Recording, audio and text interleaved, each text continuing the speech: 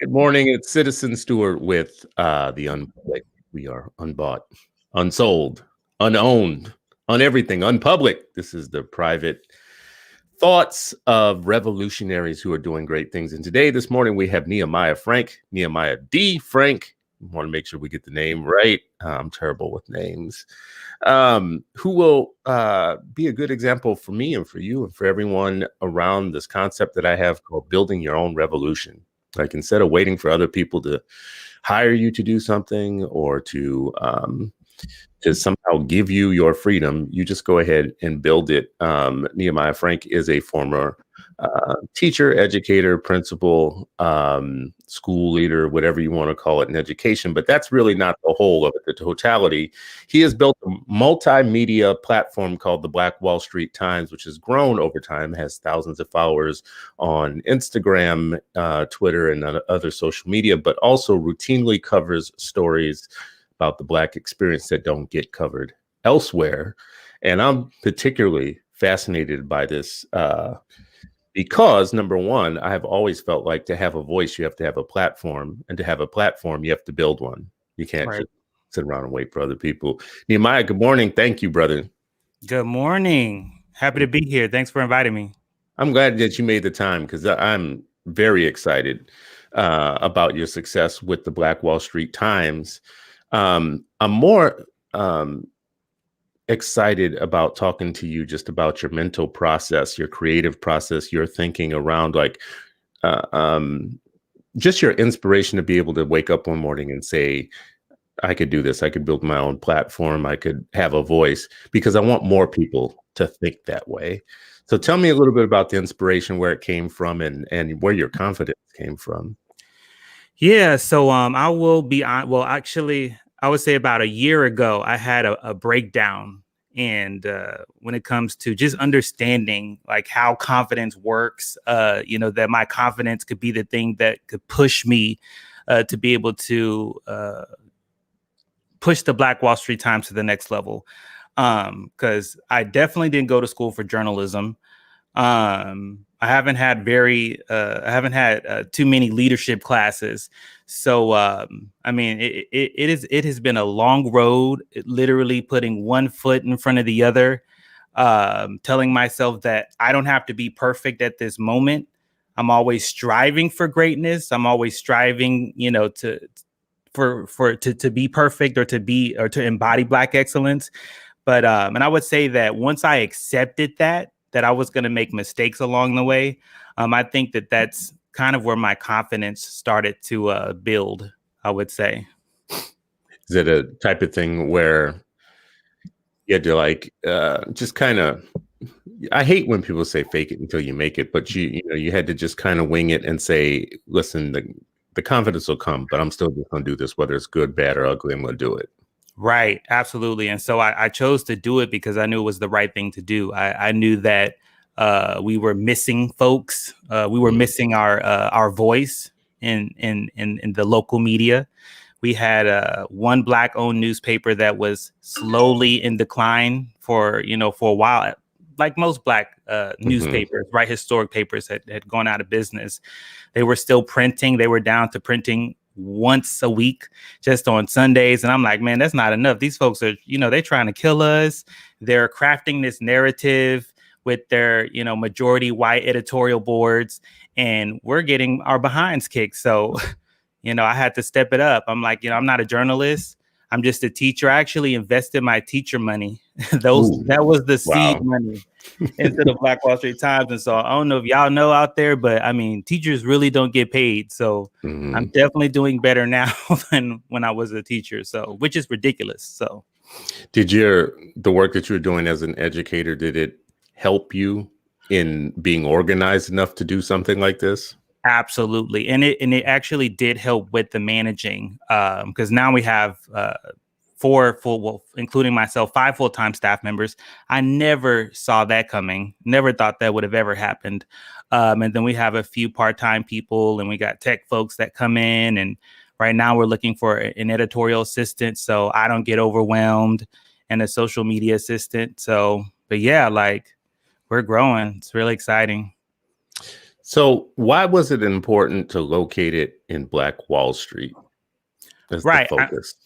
Right. So, of course, like that's where I got the name for the publication from, was my community. So I definitely wanted to keep it local. We're opening a physical location in May, which, we're going to have a gala. We're inviting some major news heavy hitters from across the country to it. It's going to be open just before the centennial, which is going to be a huge celebration, a commemoration in Tulsa.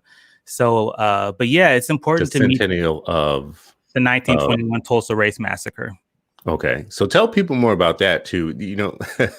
In the last week, I've had this conversation about history multiple times with people after watching Judas and the Black Messiah, wondering about how many people don't know, have no clue about some of these major incidents in history. I definitely think that Black Wall Street is one of those times in history that there's so much ignorance about really what really went down. So this is your home community too, by the way. Is this right? Right. Right. Home Okay. community. Yeah. So tell us a little bit about Black Wall Street, the good part and then the bad part. Yeah. So I would say the good part is, when people bring up the whole, we want to desegregate, which we definitely want to be treated as human beings. We want to be able to move around with everyone, regardless of their race. But while a lot of the southern communities were fighting for integration, we were fighting for integration, but we wanted to maintain our own community because we were actually pretty good. Like we had a pipeline from kindergarten all the way to Langston University, which is a historically Black college in Oklahoma.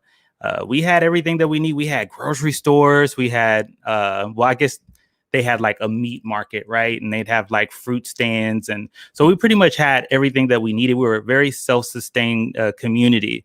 And during the Jim Crow era, KKK was, rampant at the time, but we were still, we were like insulated from a lot of that until the 1921 Tulsa Race Massacre. But before I talk about that, we had our own doctors, our own lawyers, our own law firms, our own accountants, tailor shops, movie theaters. There was actually a woman who owned a chain of movie theaters in Oklahoma, a Black woman. And a lot of people don't know about her, which is, really impressive.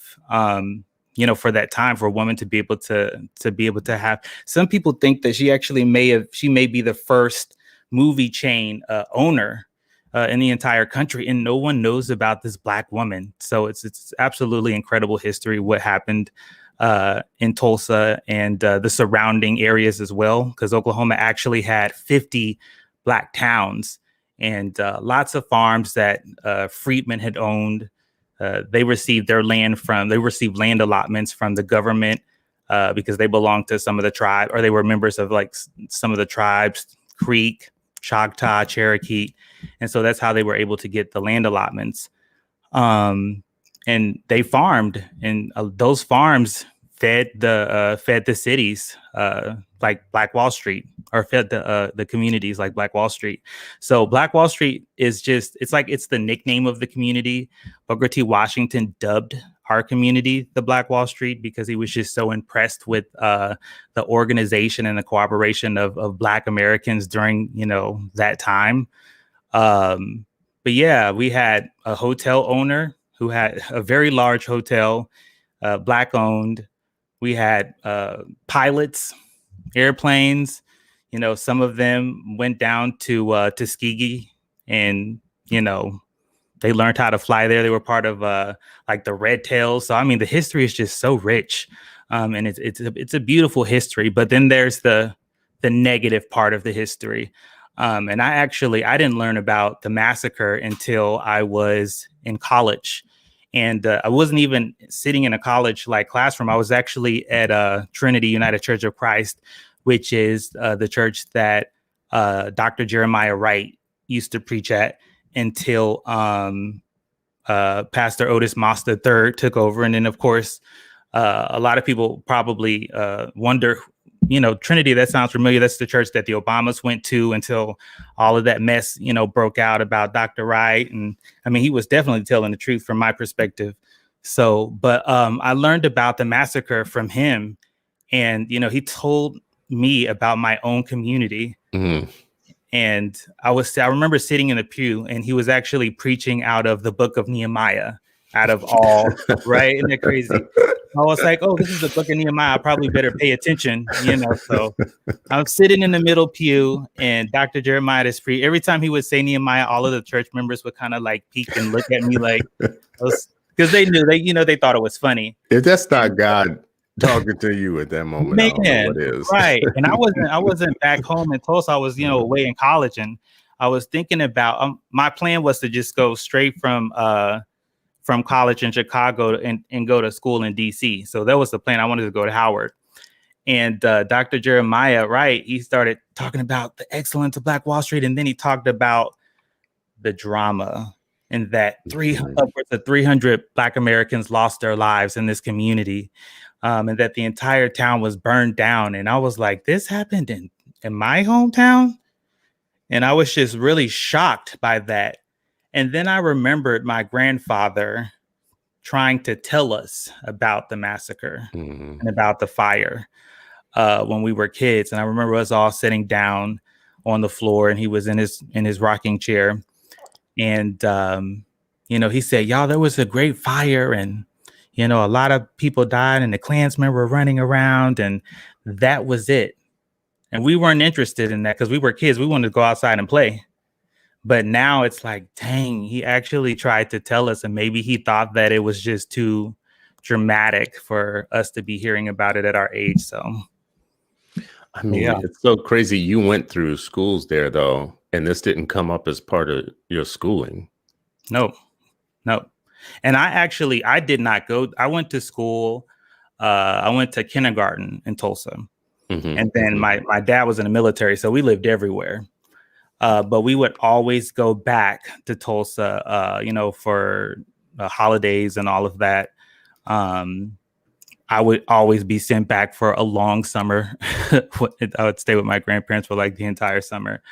And so we would walk, to the stores. And I remember, like, I was born, I would say, like at the end of what was left of Black Wall Street. Like, once I was born, they were already tearing stuff down after, the freeway that was built through the middle of our business district, like in most Black cities in Chicago. And, they put those freeways right through the Black side of town. And so that's what happened to our community. It's amazing to me that there are these stories that we forget about Black success building things and owning things, and they get lost to history after, something super negative like the riots, the massacre, what they call there. There's a similar story so I'm in Minnesota, in the Twin Cities, when they built the freeways, same story. They built it smack dab through a community called the Rondo community, which had been this very historic Black community with these Victorian houses. Wow. And these strong kind of like businesses. You had everything that you've heard about Black communities elsewhere during segregation. You had a doctors, you had doctors and plumbers and whatever all living together, built a freeway right up the middle of it. And this is in the very liberal North, by the way. This is like as north. I mean, north of us is Canada, so this is as north as you get in the United States, right? And they did the same thing. So it's interesting. It's also interesting we're not taught these stories, right? I had a conversation last night with my daughter about Black History Month. To follow up, last week we had a conversation where she had two choices of somebody to write about. One choice was Dr. Martin Luther King. The other one was Rosa Parks as an assignment. And someone had taken Rosa Parks. So she was left with Dr. King as a story. But that prompted me to ask all three of my kids what they had learned so far about Africa, about Black history. And you know what the answer is really, there's nothing for them really there. It's a shame that they're not learning these stories. So your platform, the Black Wall Street Times, I think that puts it right back out there front and center and becomes the voice of this is the way. This is what I'm so excited about for you and what you're doing right now. Is I said maybe 10 years ago that Black newspapers needed to start handing over the keys to their grandchildren, right? Because there were these very long legacy old Black newspapers that still had the same dude running them from the 60s. And I was like, bro, you have to talk to some of your younger family members, right? Right. And energize the platform. And that's what you have done. That's what you're doing. Where does the creativity come from? Like the idea of I can, look at this and theme it and put it together and that's brave in a way because most people don't feel like they're creative enough to do a project like this, which I think most people are, but you did it and it looks great. It's amazing. It's sharp. It's beautiful. Where's that creative streak come from? Yeah. So, I don't know. Like, I feel like it comes from everywhere. Like inspiration is drawn from everywhere. I don't know. Like if you see in the back, we have like our first print edition of the Black Wall Street Times, which we dropped just before we dropped for Juneteenth and just before Trump came to Tulsa, which was a whole mess there. But I don't know. Did you do a pro-Trump edition? Nah, definitely not. We don't do that over here. we don't support that. But yeah, like so the top part of like the banner space that we actually got that from the Black Panther Party. So because they used to have a newspaper too, so that's where we got that from. And then the guy who actually did this print here, this image, he's actually in New York. So we work with folks all across the country. J. Kevin Ross is the guy who put together this article, and he wrote "What a Difference 99 Years Makes," which was, there really wasn't that much of a difference. Mainly because, we haven't dealt with the issue of white supremacy being a problem. And then I see you got the website up. Like if you see Oklahoma lawmakers propose a white fragility and anti-women's bill, like that story is about a bill they're trying to push in Oklahoma where teachers will, pretty much teachers could be fired for speaking about divisive concepts. So it's racist, it's sexist. I know that there's a wave of legislation like this that's pushing across the South, where school systems where districts will, be penalized for, I guess, brainwashing children to talk of, to think that slavery, is a divisive concept and we shouldn't talk about it, or to talk about, women having the right to vote, why that's an issue. But these are the damn things that, shaped why we have issues today, why women aren't making, equal amount to men, or, why there's still Black folks marching in the street. So, this is such an advertisement of why there needs to be a strong Black media, right? We used to have a strong Black press, Black newspapers, 2 or 3 of them to a state, like a urban location. Some urban cities had more than that in terms of Black newspapers, but now Black media, period. Like, and especially with the local focus, this is the type of story that would fall through the cracks, and it definitely would fall through the cracks in terms of having like a Black perspective on it, right? Because it might get written up in the other publications or media, and lots of cities have these progressive Village Voice type weeklies, but their coverage of the Black view on things oftentimes is kind of whitewashed a little bit too. So I read this earlier. I was going to ask you about this because this is one of those perfect local issues that requires a Black frame. Someone needs to put a Black frame on what's going on here. How are people reacting to this specific piece of legislation? Man, so no one was really talking about it until we put it out. And so now folks are talking about it. We had a foundation contact us and they said that they're going to get their lobbyists to push, against it. But I mean, to be honest, Oklahoma is such a super majority Republican state. I don't know. I really don't know what's going to happen if we don't get women to push against this as hard as, people of color. I think that it could easily go through. Oklahoma just passed a Blue Lives Matter bill. Oh wow! That gives Really? them, yeah. So after the summer, when Trump came to Tulsa, Oklahoma for Juneteenth, we painted a Black Lives Matter mural on the historic Black Wall Street. So this is in our district, in the Black section of town, and the government actually ripped up the street. They ripped the whole street up, man. They didn't even just paint over it, Wow. or power wash it out. They actually ripped the street up and just repaved the entire street. And it was just, oh my gosh, man, it made me so hot. Especially because they're building the Centennial Museum over there called the Black Wall Street Museum. So there's like all kind of road work going on over there, these big tractors. So it's like, why would you repave a street when you know that they're getting ready to build this big, massive building, right here? But yeah, so like that's one of, so the Blue Lives Matter law allows people who are in support of police officers to be able to paint a Blue Lives Matter mural on the street, or put signs all over the place. So they're passing legislation to, protect their culture. So, that's the way I see it. But, to go further, they actually, there's a bill, I believe, that has gone to the House. So from the Senate to the House, and it actually allows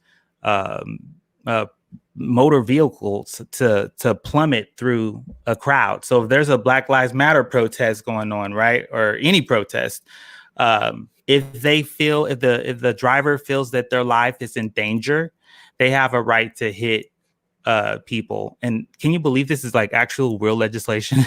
I can't. No, that's why I'm like sitting here, like, no, I can't believe it.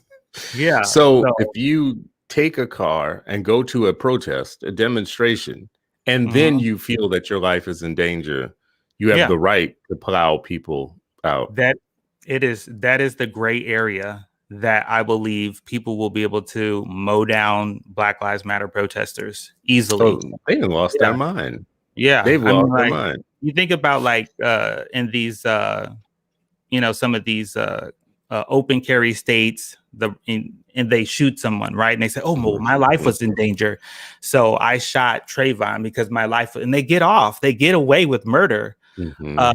Or police officers, I felt like my life was in danger. The person is like 50 feet away, they find no gun or anything like that, and they get away. Well, my life was in danger. That is the excuse that they use to kill Black people.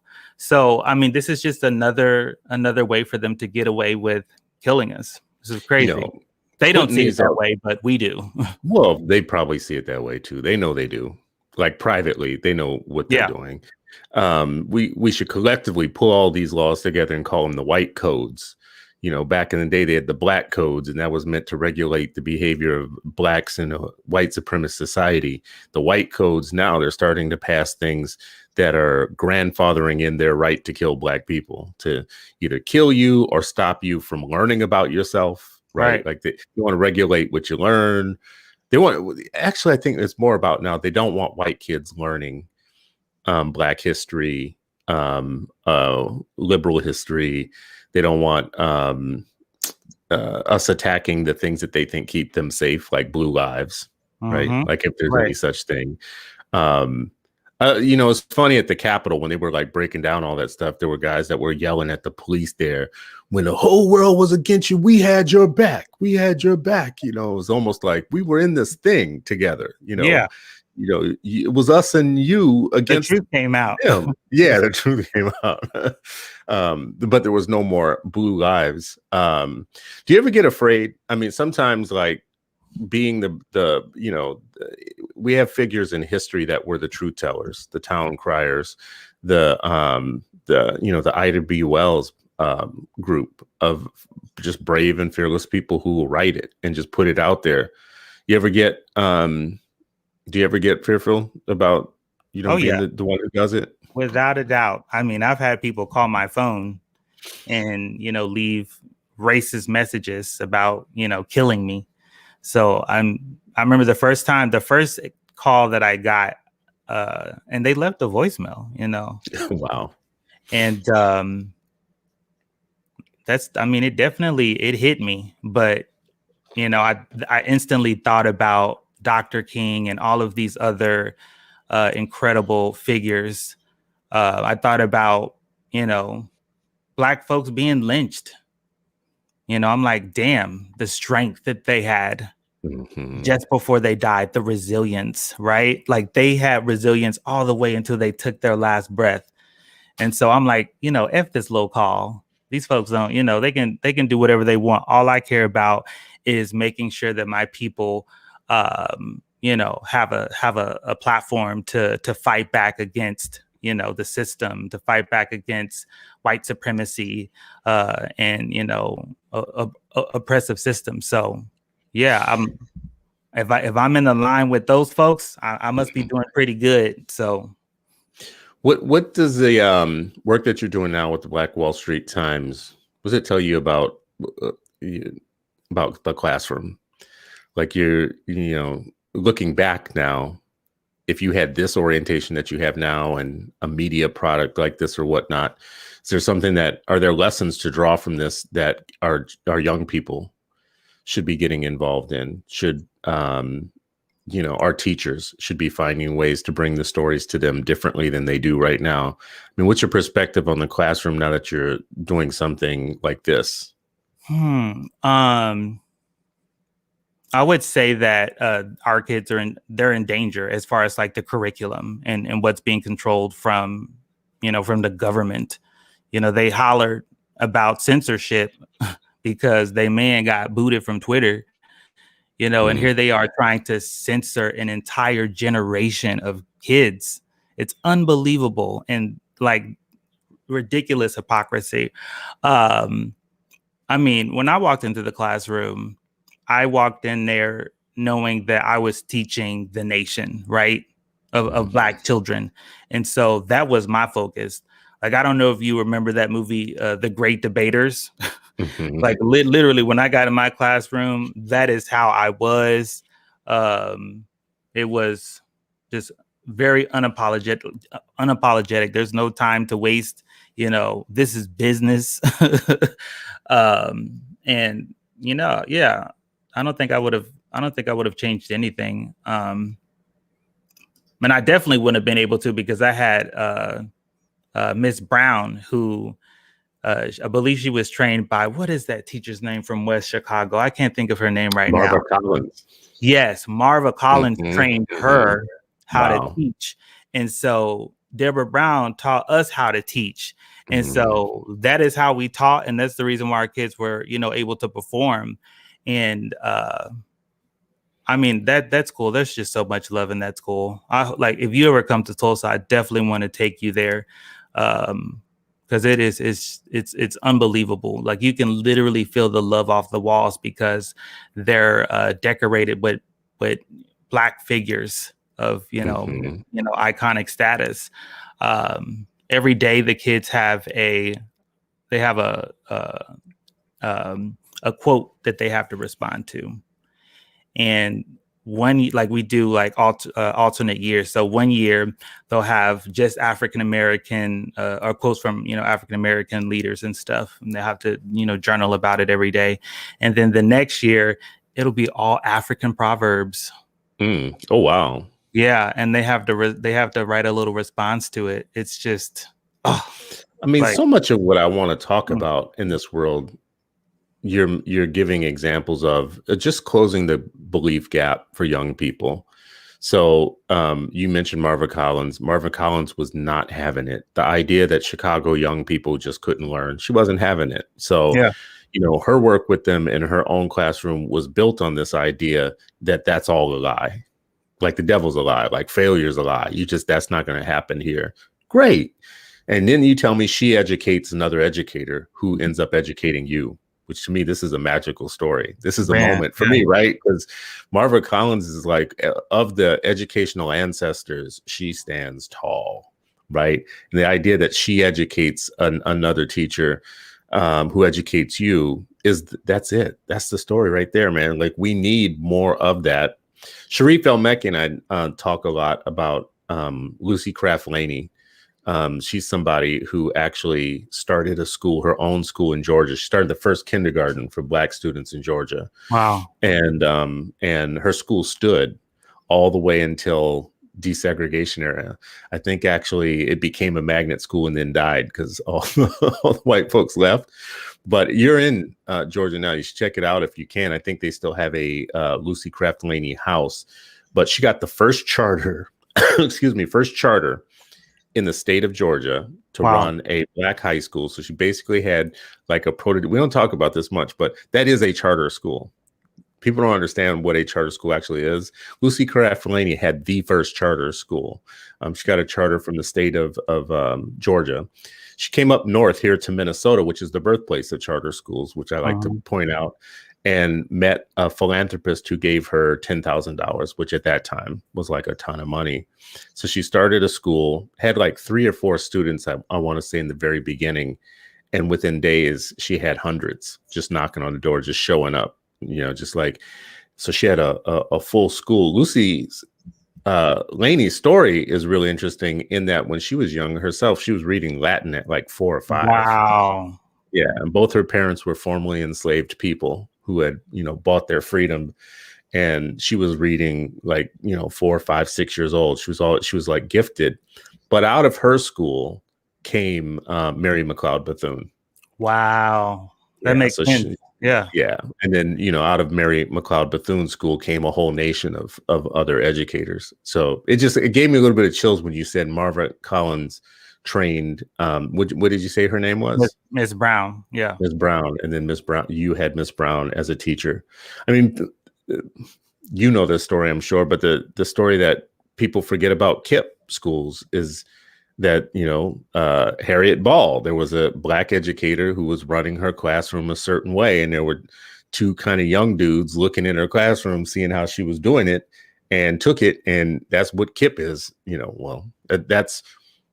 that's the origin story of KIPP, right? But we forget about these Black educators.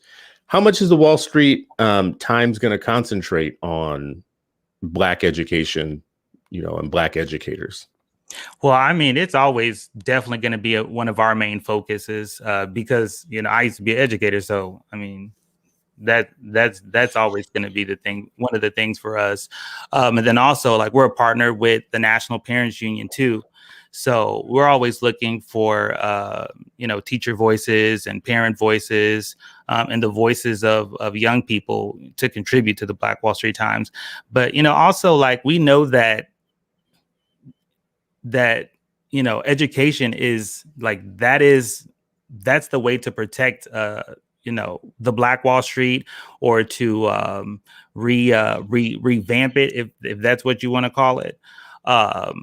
Like, they're the ones that are going to save us. So we have to make sure that foundation is solid. I know that whenever we put out a story about something that's happening within, education in Oklahoma that affects Black kids, it always gets a lot of attention. And some of the philanthropists start moving around trying to help us out. So, but yeah, it's definitely always going to be a focus for us, for sure. Do you think that there's stories in Tulsa, like, Black education stories that are just super red flag important, but are not being seen or heard? Oh yeah, I think one of them is the school that I used to work at, and the Deborah Brown Community School in Sankofa, like the type of work that we're doing. I would say Deborah Brown, that school actually had an A, like they were given an A by the state of Oklahoma. And at one time they were even ranked first out of all of the schools. And I'm just like, they just don't get enough credit. There was a situation that happened, I think it was like 10 or 15 years ago, with a situation with a little girl came in, and she had, her hair wasn't to Miss Brown's standard, and it ended up becoming this huge national issue. No. But Miss Brown was, she was upset. She was like, "You ain't taking care of your baby's hair," like she just wanted parents to make sure they took care of their kids' hair. And so it ended up becoming like, a whole issue. And it's like, do y'all even know that this school is Black centered and focused? But it was. I hope you can break some of that down for people, because sometimes, to be very honest with you, we get stuck on stupid with the wrong stories. We really do. Like all of a sudden, and we don't do any deeper digging on it. It'll become like a cancel situation. Right. Like cancel him. Like, I can't believe you out here with respectability politics, blah, blah, blah, whatever. And you'll be like, no, just dig a little bit on the story. Right. Dig into it. Yeah, they wanted to cancel it. They wanted to shut the school down. Wow. And the crazy thing is, it's like, well, that was the only Black led charter school in the community. Wow. So the other option was to go to, a Black and brown school that was neglected, or to send your kid, to a private school, which there wouldn't have been that many Black kids there, or Black teachers, probably zero Black teachers. So, they were literally attacking the blueprint of how we created Black Wall Street. That was the magical thing about working at Sankofa and being a part of like the Deborah Brown, community schools network, is that we were literally practicing a blueprint, that created the Black Wall Street, that created the Greenwood District. They were educated by Black teachers. They would go to Carver Middle School, educated by Black teachers who came from Black universities. Not that we wanted to be anti anybody else, but that's just how it was. And we know our culture. We love our culture. We love our kids, because we know our kids are going to be us, and we're going to be our parents. So, we got to keep that pipeline, that system going, that blueprint moving. And then after that, they go to Booker T. Washington High School. And then they would go to Langston University, and they would become somebody and contribute to the society. So they literally were about to take out the base. They were trying to take out the base, man. Like, Jesus, this is ridiculous. This is why your platform is important, though. I mean, continual stories that educate people on, well, two things. Locally, creating a local narrative and education where the Black community isn't hoodwinked at some point. They've been having repeated stories over time. We had this locally with a couple of our Black-led charter schools, where the local Black paper was really good with covering them. So if you ever came for them, the Black community wasn't ignorant about this school in their community. They knew who it was. They had been, it was a thing, right? Yeah. Which was good. That was great insurance to have. But the other thing is, if there ever becomes like a national situation where we get people on Twitter who are like trying to cancel you because of a hair problem or something like that, when people Google you, they're going to find like the Black Wall Street Times articles on you. Right. That's going to come up in the Google searches, and maybe hopefully you're smarter, right? Like, because of it. How's this changed? So you go from Tulsa though to like Atlanta, like the Mecca. Yeah. Tell me about like the mental situation there. Like, you're going from a small pond to a big pond, man. Tell me about it. Well, I can tell you that I love it. And the reason why is like, my mental health is better because I'm here. I would probably say like that's the biggest thing is like my mental health, just being around a lot of people who look like me. I've seen one white police officer since I've been in Atlanta. Wow. And that, like, they were driving around the Rayshard Brooks area, like where Rayshard Brooks was shot, which is extremely interesting. I'm like, why do they have all these white cops over here out of all spots? But yeah, like, I mean, if a cop pulls up behind me, man, my heart rate doesn't change like it did in Oklahoma. Oklahoma literally chased out all of the Black folks out of there. Like, they really chased them out with, massacres, with lynching, through stealing of land and having a deal with the judges. Like, they literally pushed all the Black folks out of there. So the Black population, it seems like it dwindles every year still. And a lot of them are moving, to Atlanta. They're moving back to different or highly Black populated areas throughout the South. That's something that I've noticed. And so we're one of them. the physical store of the Black Wall Street Times, that's still going to be in Tulsa. I'm hoping to have one in Atlanta too. I don't know what that looks like yet, but we'll see, what the funding and the revenue looks like over the next few years. But I love it. I absolutely love it. For a lot of reasons. I think that a lot of the Black folks that are from here, I believe they take it for granted. There's a young lady who is living in Tulsa now. She's working for one of the foundations, and she's from here, from Atlanta. And we were in a conversation, and she actually brought up, she said, I actually took it for granted living in Atlanta. And I was like, wow, you actually said that. I didn't have to try to convince you that y'all were, taking it for granted. But, it is. And the crazy thing is like, there's still issues with the schools here as well. And with poverty, you got Black folks that are in charge, and y'all still got, y'all still ain't got it together. Like, I don't know what that's about. So Jason could tell you, though. It'd be interesting to see what you start covering there, because the schools there, they're not the usual situation where we say we need more Black teachers or we need more Black leadership or this or that and the other. They got that in Atlanta. Yeah. And I think that there's supposed to be a movie coming out about the Atlanta cheating scandal, which itself is going to be a scandal of a movie.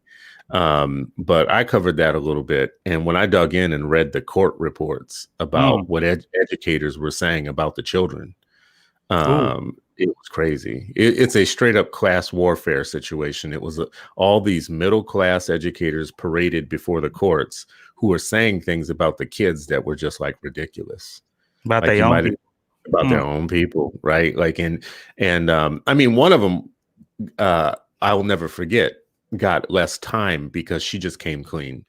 So the ones who didn't come clean in court, the judge had no patience for and gave them lots of time. Like those are ones that did jail time. And they're what some of them said was, if I plead guilty, even though I am, it'll ruin my credentials. It'll ruin my PhD that I spent so much time working on, and my teaching credentials or whatever. So even though I'm guilty, I'm not going to plead guilty. But the one who just came clean, she was quoted as saying to another teacher, I did give your students the answer because your kids are dumb as hell. Right. And that just stuck with me. That just went off like a bomb, because I'm like thinking, this is in Black Mecca, right? Yeah. Yeah. This is in America, Wakanda, right? And definitely not Wakanda. Yeah. Not a Wakanda. And we want it to be a Wakanda, but it's not. It's definitely not. Yeah. Are you going to be getting educators, students, from there involved? Yeah, actually, we have already done some reporting here with the Gwinnett, the Gwinnett school board races. There were 3 African American females. One of them was like half Asian. They were running for seats in Gwinnett County, and I believe that 2 of them ended up making it to the board. One of them lost her race to this lady. I mean, it was almost impossible for her to beat this woman who was running. And the crazy thing, man, this woman, she has been on the school board, this white lady, let's just get it to let everybody know she's a white lady. She's been on the school board since 1997. Wow. 1997. And Black kids aren't even really doing any well. Yeah. When I came on the school board in Minneapolis, one of the people that we replaced had been on for 27 years. She had been on for the longest time. She knew everything too. So Gwinnett board near you, that's where Everton Blair is, right? Yeah. Yes. The brother. Yeah, he's one of the superintendents, I believe. Yeah. No, but so Everton Blair, I should look him up.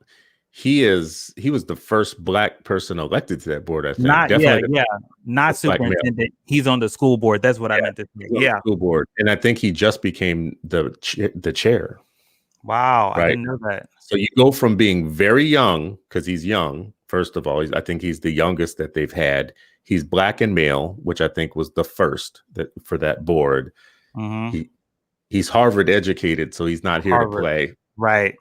And I think he might be educated, Harvard educated in something real, like mathematics or something. Not like Yeah, one, something real. well, I you mean, if know, he had an art, if he had an art degree or something, you would still throw shade at the brother. if he had art, I would. But there are these But people that's that get not like, real though. they get like the Afro jazz shrimp farming degrees, and I'm like, okay, I don't know what you thought you were going to do with that, but then you get these ones like him and Karabo Jackson and Travis Bristol and others who Yeah, come out with these serious disciplines, and you're wondering like, where did you come from? Tell me your story of how you. So Everton, I hope he does show up in your pages, because he's young, smart, bright, and I don't think we pay enough attention to our school boards. We I just don't. agree. Our I school agree. boards have so much power. They have too much power.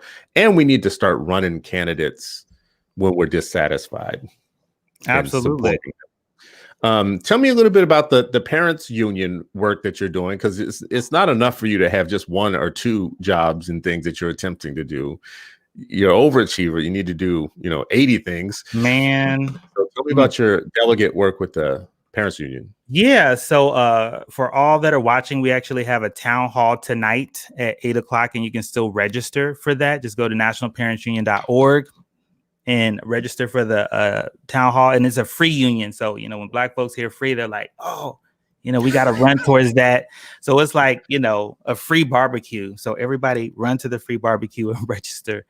But yeah, the National Parents Union, I joined, I guess I'm one of the founding delegates of the National Parents Union as of last January. So I've been serving for a year and a month now. We just had our 1 year anniversary last month. Yeah, so I pretty much what we focus on is just raising the voices of parents who usually are ignored. We support them in their work. The National Parents Union isn't here to take over anybody's organization, so we just want to partner with their organizations and support what they're doing. For the Black Wall Street Times, we've already definitely received help from the National Parents Union. But one of the things that I definitely appreciate, I feel like it's probably one of the most valuable things about the parent union is access to information, access to how to, form a movement, I would say. Last month we had Dr. Dolores Huerta on, which was just incredible. And she was the leaders of, one of the main leaders of the farmers unions for Latinx folks throughout the Southwest. But yeah, so we teach about movements. We give support. Another thing that I like is they actually give money to to families. With the coronavirus shut everything down. Some parents couldn't, or some schools were they were closed, so kids couldn't, they weren't in school, they were at home. But a lot of the parents were dissatisfied with the virtual learning, and so they started forming pods in order to make sure that their kids were being taught thoroughly. And the National Parents Union actually gave out grants, to these families. I think it's incredible that, that actually happened. So yeah, they really support families when, the system seems to be failing them. So I love it. I had said for years that there needs to be equal power to the unions that cover everything else except for parents and children.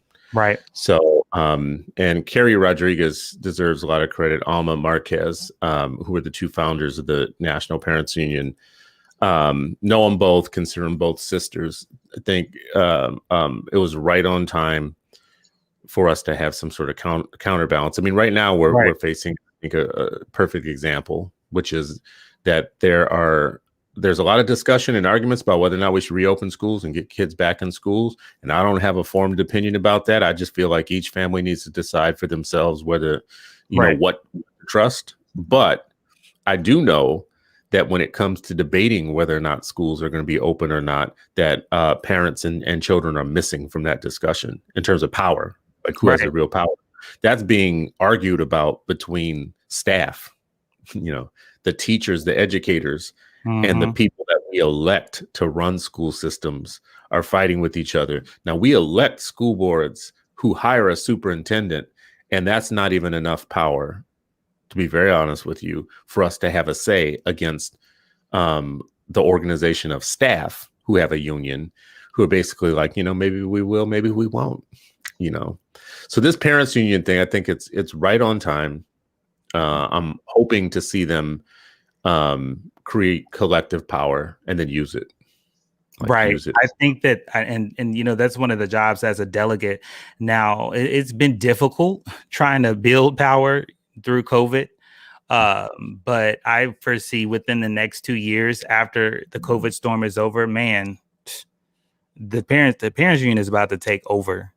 They are going to be having the teacher unions will have to meet with the parents union in order to get, stuff rectified. So it won't just be, unions going to the state and arguing. It'll be, the parents union as well, arguing, for their kids. Being heard. Yeah. The 2018 Oklahoma teacher strike, it was a mess, man.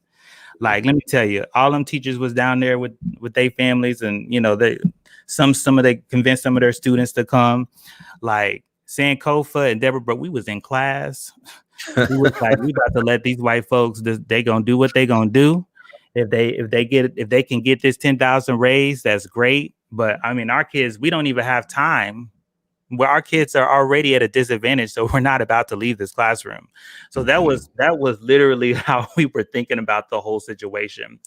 And the teacher union, OEA, they literally, man, they came in, they hijacked the movement and made a deal with the government. It was half of the $10,000. And I was over here, and this is before like the Black Wall Street Times started to get, it was just starting at that time. Still, we were still kind of like fresh. And so I put out a few articles about that. Like, y'all left us. Y'all just left all the Black kids and the special needs kids. Y'all left all of them out. Y'all needed the full $10,000 and more, but y'all only got half. And then y'all went back after all that marching. They don't know how to protest. That's the problem. Like they don't know how to do that. So do you find when you encounter parents and you're trying to get them in on the movement that they, you have to bust through some myths first? Oh yeah, without a doubt, for sure. We've done it. We've actually done a pretty good job of educating Black families about charter schools. So they see it as, well, if the charter school is Black led and it's centered and the teachers and the people are from the community, we live in the community. We see you at the grocery store, at churches, all of that. Then they're more like they understand what it is. So they know that this is a community school. It's a charter school, but it is a community school that's separately ran from, the actual school district. That's the traditional school district. So, but, beyond that, I've even had political officials and, city leaders come to me and say, hey, I used to think a certain way about charter schools, and your articles have really helped me understand why we need them. And I want to thank you for that. And so every time I get that, I'm like, man, I did my job. And it feels really good to know that people, they understand why there's a need. But we still got those conspiracy theorists out there that are like shaking shit up and, making it difficult for us to educate folks. But as far as like a lot of the Latinx and brown families and Black families, they actually understand for the most part why we need, charter schools. Now, we do have like Black teachers, who usually aren't even from the area. They'll live in like Bixby, which is like a majority white suburb. They'll chime in and be like, oh, no, this is going to, destroy. This is resegregation and all of the, some mess. They bring that mess in and I'm just like, oh, man, let me just shut them down. And then they'll like say, well, can I put an op-ed in the Black Wall Street Times? No. And you're censoring us, well, go to the white media. And so like, man, it's ridiculous. But I like having the power to be able to like you're not about to destroy the movement because, you know, you're going to put out some false information. So, you know, I love that myself.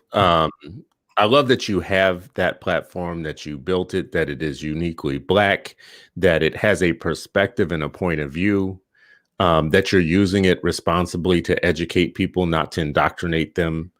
You know, what would you say to somebody who's trying to do the same thing, to a young person?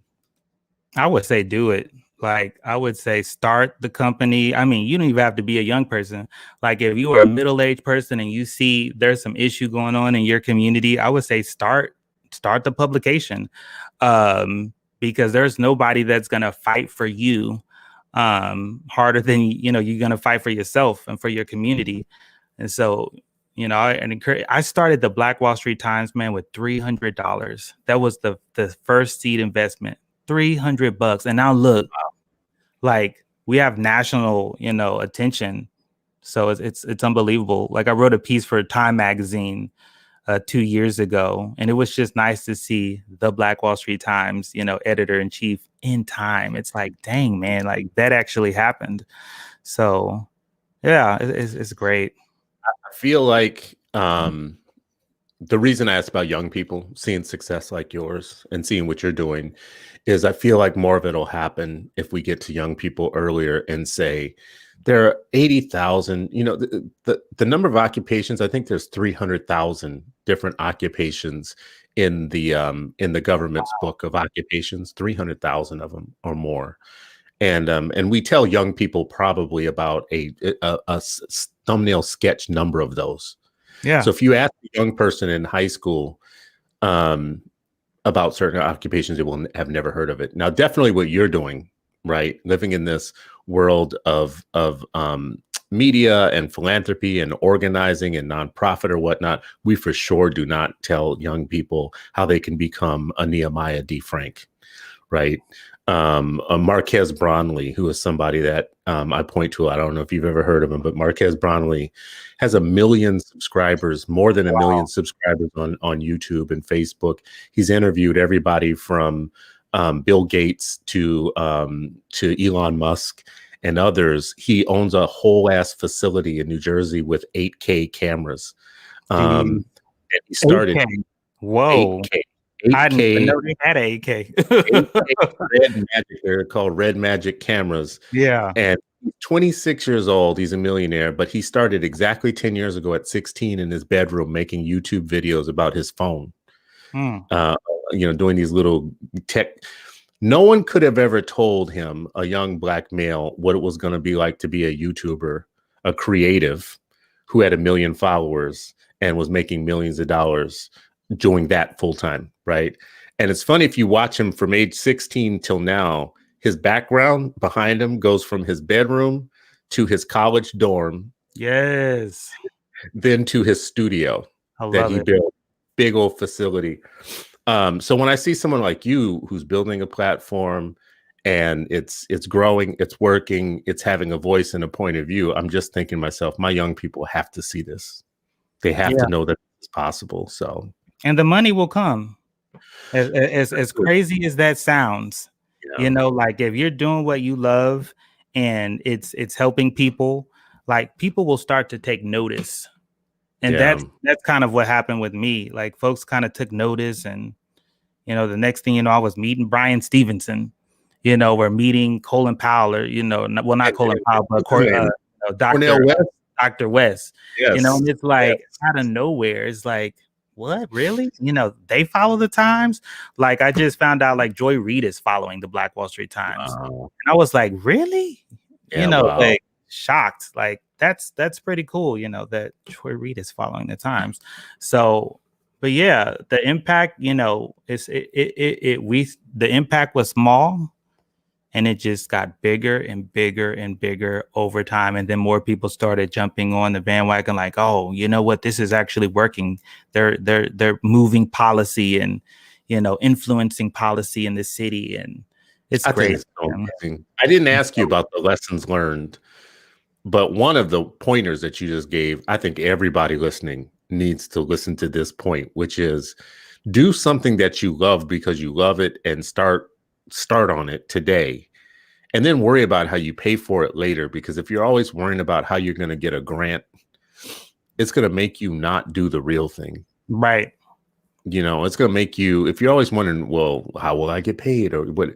I started blogging. I tell people I'm the OB, the original blogger, because I started blogging in 99. It was like wow. 98, 99 with HTML. The dial-up and all of that. So I was like, wow. So that dates myself.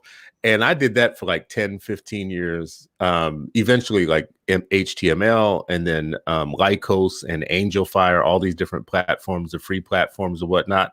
And I didn't care about, I wasn't going to get paid. I knew I wasn't going to get paid. Matter of fact, there was no way, the idea that you monetize these things hadn't even come up yet. Right. But boy, did that pay off at some point where, you know, people found this dude in Minnesota who had a point of view and who had been writing for a long time. They dug it up and they were like, oh, yeah, you know. So your point that you just made, you just did yours faster. That's all I got to say. I mean, everything is accessible, you know, now. So like, yeah, we wasn't waiting for dial-up to move to wireless. So yeah, right. PC people, you can't even talk to young people about dial-up. They don't know what it's about. Well, listen, I appreciate your time this morning. I so appreciate you and everything that you're doing, your work that you're doing, because I think it is germane. It's I think language and media arts and creativity or whatnot fuel movements. Like, right. It changes opinions and attitudes. So you're in a very powerful position. And I want other people to see that. I want young people to see that and know that they could be you one day. They could do what you do. Well, thank you so much for having me. I appreciate it, man. We got to do this again. Yeah. Tell the listeners all the places to find you. Yeah, so you can find us on Facebook. You can find us on Instagram. We're about to start. Well, we have a TikTok. We're still developing how we're going to communicate the news through TikTok, but it is definitely going to be happening. So you can follow us there, YouTube, all of those spaces. You can any social media. We're pretty much on all of them. So look for the Black Wall Street Times. You can find Nehemiah Frank. He's got his Twitter handle up. You can find him on Twitter also and follow him and keep pace with the work. We also mentioned the National Parents Union, and you can find them at nationalparentsunion.org. They do have a town hall tonight with, I'm going to forget who the guest was tonight. Tamika Mowry. Is that who it is? Yeah. So go to their site, nationalparentsunion.org. You will find all the information for that. To everyone who gives me an hour of your time in the morning to talk about education and to talk about cool things with cool people like Nehemiah, I appreciate you. So thank you. Share the show with others. Click, like, do all that stuff that people tell you to do so that they can get a following or whatnot. We would love more people to see this show. We'll see you tomorrow. We have an episode of Freedom Friday with Sharif El Mekki, and we are talking about the chairman's assassination. We're going to talk about Judas and the Black Messiah tomorrow.